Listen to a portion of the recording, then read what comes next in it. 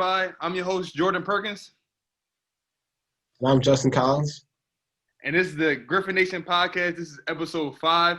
This is actually our last episode of 2020. And what better person to end off our show of this year with is the university president, President Deanne D'Amelio. Hi, everybody. Great to be with you today. And I appreciate Jordan and Justin inviting me to this podcast. What led you to coming to Gwynedd Mercy? Describe your journey on the way to becoming the president of our university. Well, thanks for the question, Jordan. So I have to say that started a long time ago, loving college, and I was an elementary education major and loved education, but then I went on and got my master's degree in higher ed with a focus on student affairs. And then, believe it or not, I decided to go to law school and got my law degree. And so took a little bit of break after I practiced law for years. And then, believe it or not, I decided to go to law school and got my law degree. And so took a little bit of break after I practiced law for a while and had 2 children, and then decided that I was going to teach at a college. And so I got a job at Mount Aloysius College towards central Pennsylvania. If you've never heard of it, Mount Aloysius is another school sponsored by the Sisters of Mercy. And I taught law classes to undergraduates for many years, 15 years actually, and also became a dean along the way. And then I moved to Carlow University in Pittsburgh, which is where I'm from. And I worked there for a few years, and I was the provost, vice president for academic affairs. Carlow is also a school that is sponsored by the Sisters of Mercy. Okay. So if you are starting to see a pattern here, the only schools that I've ever worked in higher education have been sponsored by the Sisters of Mercy, because I love the mission of the sisters. I love Mercy education, and I've seen what it can do, the difference it can make for people. So when the opportunity was presented to come to Gwynedd Mercy and have the opportunity to be leading an institution to really make a difference for students, you know, that's why I decided to take it. And here I am. This is my 4th year, and I'm so happy to still be here. Yes, man. So what are some of the things you do as president of our university? Just in summary, I know you do a lot of things. Yeah. So, I can kind of sum it up, though, by saying I work with a lot of people. I mean, it's very relational. I work with the members of the Board of Trustees who have oversight, to make sure that we always reach our goals at the university. I work with many of the senior administrators, vice presidents, who are a great team here. And I work with the faculty and the staff who work at the university as well to make sure that we're all moving in the same direction toward our goals. And of course, I always like to hear from students as well, because you're the reason that, we are all here, and you're the goals that we're, that we're working toward. So I also meet with some of our alumni, and supporters and donors, all who believe in what we're doing and want to help support what we're doing as well. So I feel like, I certainly provide leadership for that strategic direction, but in so doing, I just want to inspire folks to follow me in that direction and move forward. Yeah. So how does Gwynedd Mercy set up students for success after they graduate? So first and foremost, it's about the excellent education that you are receiving here at Gwynedd Mercy. We are truly very intentional about the way we structure the curriculum, both in your majors and in the core curriculum. What I mean by that is, we know that regardless of your major, that employers are looking for certain skills. We've done the research. And so we've made sure that those skills are emphasized for all students, because that will definitely set you up for success. Those skills I'm talking about are communication, both in speaking and in written communication, problem solving, working together with other people in groups, ethical decision making. These are skills that are ranked among the top skills, no matter who the employer is, that students should have when they graduate. The other thing is, I think we do well to set you up for success is we do focus on experiential learning so that you have a chance to get your hands on the work and go out and do the work, whether it's student teaching or clinical rotations or working in an internship in whatever field you're in.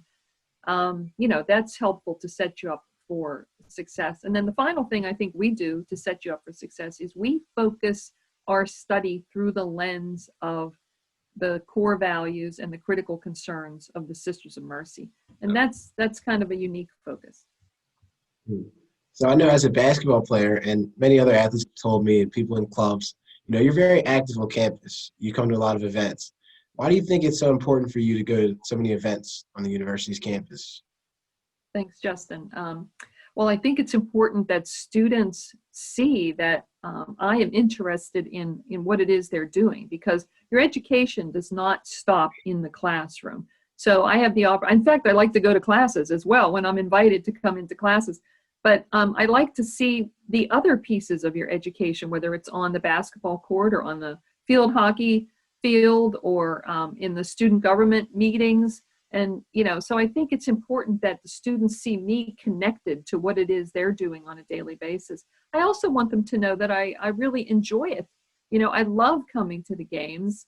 I love coming to the competitions. I love coming to the meetings. And I want the students to know that, you're the reason that I'm the president of the university, right? You're the reason that everybody that comes to work at Gwynedd Mercy every day is for the students, So I say that all the time when I speak to faculty and staff, that we have to look at everything through the lens of the students, because you're why we are here. So I want you to know that, and I want students to know that, and I want them to be connected to me, right? Just because I'm the president doesn't mean you don't get to understand, what I do. So I always invite people to come and talk to me. And, most people have never been in Assumption Hall, but that's where my office is. And when we're back on campus, I certainly welcome people to stop in and say hi. To the listeners, me and the president was joking earlier. I said that she had a season ticket passes to our basketball games. This is true. My husband as well. And we definitely miss going to the games, since we've been in this, the pandemic situation, and we're looking forward to when we can come again. Definitely. So, this summer, I feel as though a lot of the themes was around, social justice, unfortunately, with a lot of things that transpired over the summer. So how does Gwynedd practice dedication to social justice issues on campus? So, I would say that, social justice is not something that we just do on campus, but it is really who we are. It is one of our core values. And so, I think we keep it in our minds no matter what we are doing, whatever our behavior is, it helps us guide that behavior. And I'll give you a few examples. For instance, when we negotiate contracts, Right. with outside vendors, we pay attention to how those contracts are going to affect, certainly the people, the parties to the contract, but also, vulnerable populations around us, our students, of course. When we set tuition and fees, we think about how is that going to affect justice for our students and for their families as well, and even our employees, right? Because they have to live with the income that we take in as a university as well. We did just hire an assistant vice president for diversity, equity, and inclusion. Tatiana Diaz, Yep. Who is certainly working with us to make sure that we can always do the best we can to incorporate those values, and that we're paying attention to that and the critical concerns, particularly around anti-racism. Right. And respect into all of our policies and processes on campus. And then something that, you may not have thought much about, but the university has an endowment like all universities. And we take special care that we invest. The money is invested so that we can earn more money in only companies that are socially responsible and meet what we would consider to be social justice principles. So really, those are just a few examples about Right. how we think about social justice, which is really part of our mission. Right. So I've noticed on campus, just, being a student, I've seen clubs from the LGBTQ community, Black Student Union, along with many other diverse clubs on campus. How do you think Gwynedd Mercy encourages the environment for all people across all different walks of life to be represented and respected and accepted into our community here on Gwynedd? So, also, I think that speaks to who we are as a university, really part of our mission. So I think it starts with creating a very welcoming environment from the very first time somebody has contact with the university, which may be when they're prospective students, Right. but certainly when they get here. And honestly, when I talk to students, I always ask them about what they like about Gwynedd Mercy. They always mention that.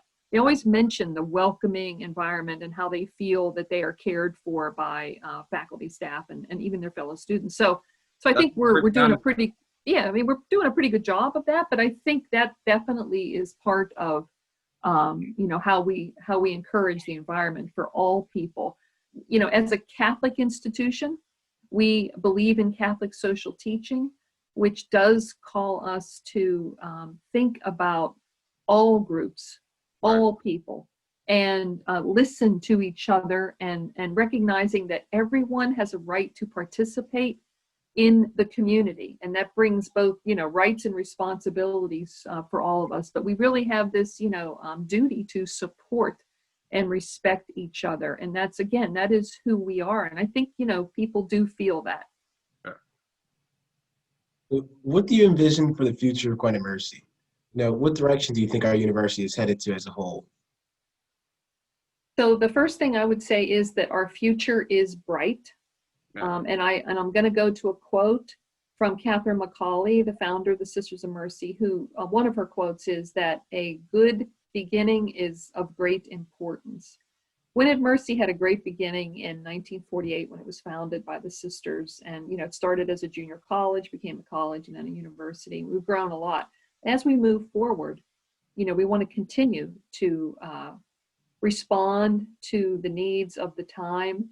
We want to be known as a Catholic university leader in professional and healthcare education and build upon our already strong reputation. How will we do that? What's the direction? We want to remain focused on our excellent programs and grow and add some additional programs as well into the professions. And we want to ensure that the students are not only prepared with their critical skills that I mentioned earlier, but also in that tradition of mercy that puts that focus on not just what you do, but how you go about doing it, and the concern for service and the concern for others in the world. So we will continue to be focused on expanding our facilities, our program, ensuring that our faculty have the right opportunities to make sure they have the latest and best innovative strategies for learning. So true to the Sisters of Mercy, who have always been adaptable to whatever the great needs were of the time, we will stay focused on our heritage, but also adapt to what's around us to best serve our students. Okay. Now you mentioned adapting, and the times we're living in right now, we're all constantly adapting and changing. So what kind of things are going on right now in the university administration with the coronavirus, and adapting and strategizing new ways to bring students back?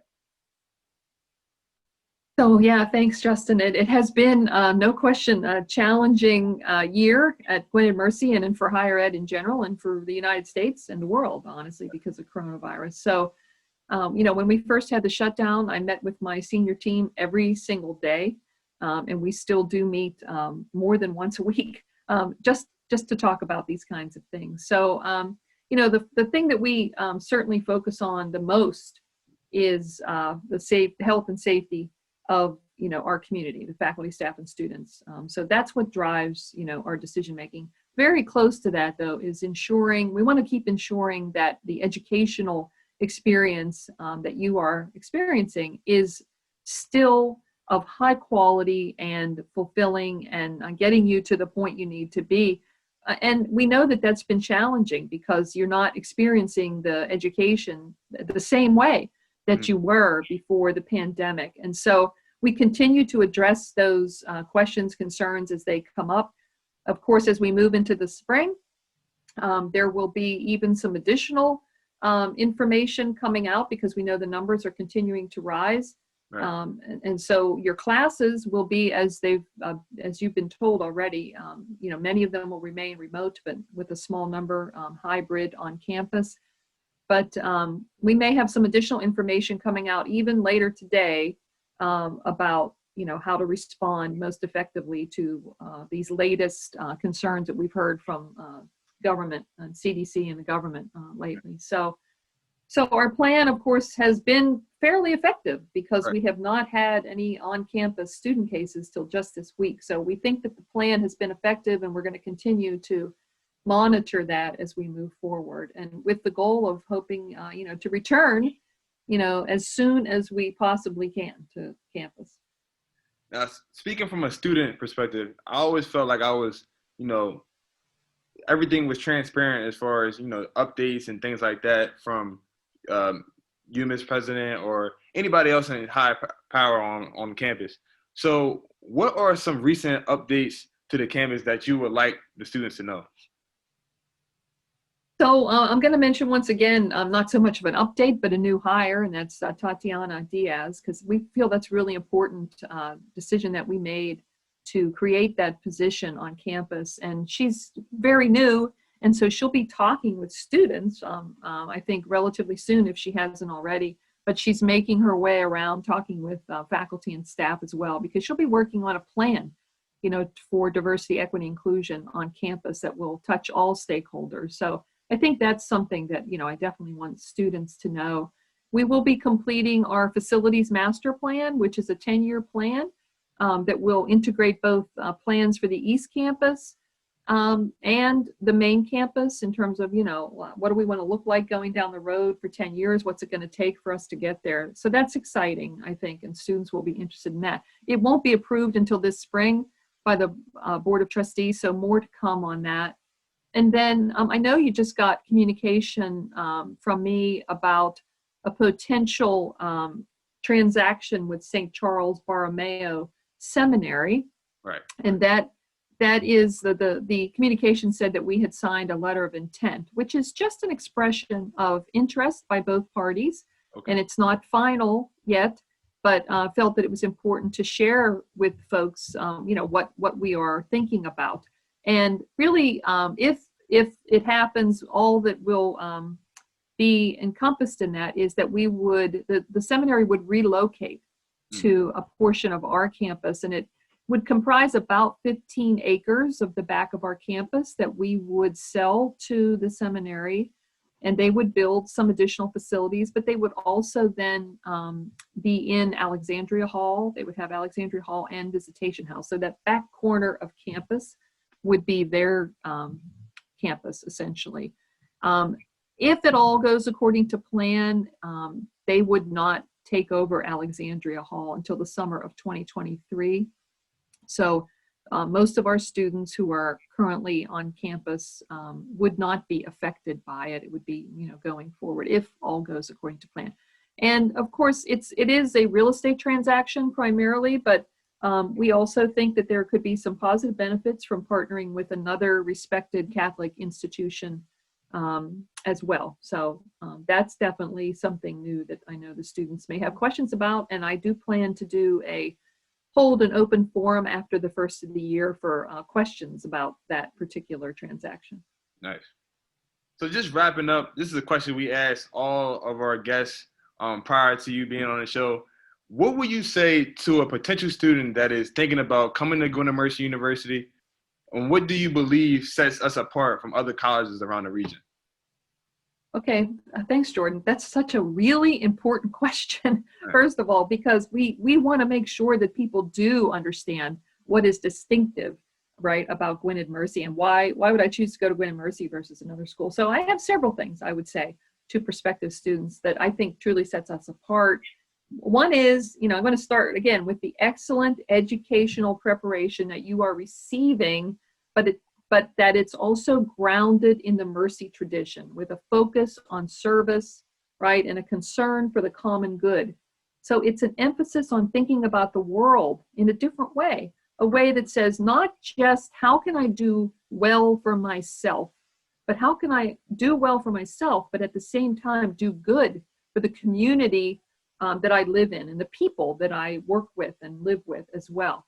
So it's that, do well and do good at the same time. So, I think it's really, truly unique that our university in the curriculum and also extracurricular focuses on those 5 critical concerns of the sisters, right? That we actually talk about focusing on women's concern, on anti-racism, on the earth, on providing a just immigration system, on nonviolence. These are truly the issues of your day. These are the things that are on the evening news every night. These are the things the politicians are talking about every day, about climate change, right, about the earth. So we have to address these issues. And so we are already uniquely talking about them in your preparation. And so, as you go into the professional world, I think that really does give you a little bit of an edge. In addition, I think, the one thing I'd have to talk about is everything that the students usually tell me, and that is that personal attention that you get, that Right. you know that the faculty and staff do care about your success, right? And you feel that. And so I definitely would talk about that. And then finally, I got to talk about the data, because I know parents in particular care about the data, about the outcomes. So I'll give you two numbers. One is that Gwynedd Mercy is in the top 6% in the United States for earnings for graduates after they graduate, right? So the top 6%, that's according to the Georgetown Center for Education in the Workforce. So that is something for a small private school anywhere to be in the top 6% for earnings. And then the other number is that 95% of our graduates within 6 months have a job or are in graduate school. So very high outcomes, for your investment, that you've made in Gwynedd Mercy. So, because of all those unique, I think, characteristics, that really does truly set us apart from our competitors in the region. So, that's wrapping everything up. Thank you, President, for coming through on the show and talking to us. We really appreciate your presence being on the show and being a guest.